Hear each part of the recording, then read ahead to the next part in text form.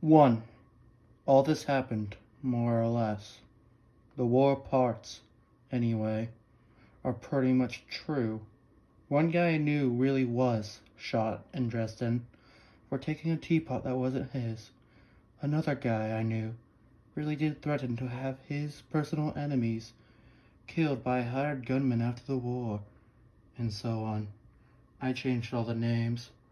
I really did go back to Dresden and Google home money, God love it, in 1967. It looked a lot like Dayton, Ohio. More open spaces than Dayton has. There must be tons of human bone meal on the ground. I went back there with an old war buddy, Baron 5V O'Hare, and we made friends with a cab driver who took us to the slaughterhouse where we had been locked up at night as prisoners of war. His name was Gerhard Miller. He told us that he was a prisoner of this Americans for a while. We asked him how it was to live under communism, and he said that it was terrible at first because everybody had to work so hard because there wasn't much shelter or food or clothing, but things were much better now. He had a pleasant little apartment, and daughter was getting an excellent education.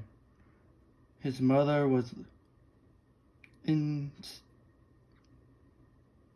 mother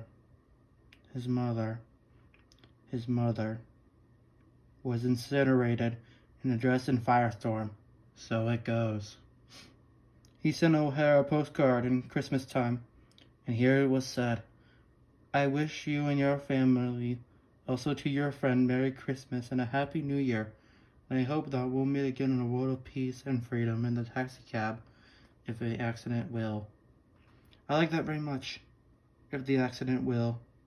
I would hate to tell you what this lousy little book cost me in money, and anxiety, and time. When I got home from the Second World War 23 years ago, I thought it would be easy for me to write about the destruction of Dresden, since all I would have to do was report what I had seen, and I thought too that it would be a masterpiece, or at least make the lot the me a lot of money, since the subject was so big. But not many words about Dresden came from my mind then.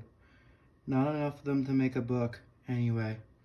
And not many words come now either, when I have become an old fart with his memories and his Pall Malls with his sons full grown. I think of how useless the Dresden part of my memory has been, yet how touching Dresden has been to write about, and I am reminded of the famous limerick. There was a young man from Stunbound who soliloquized this to his tool: "You took all my wealth, you have ruined my health, and now you will pee, you old fool." And I am reminded too of a song that goes, "My name is Yo Johnson. I work in Wisconsin. I work in the lumber mill there. The people I meet when I walk down the street, they say, 'What's your name?' And I say, 'My name is Yo Johnson. I work in Wisconsin.'" And so on to infinity.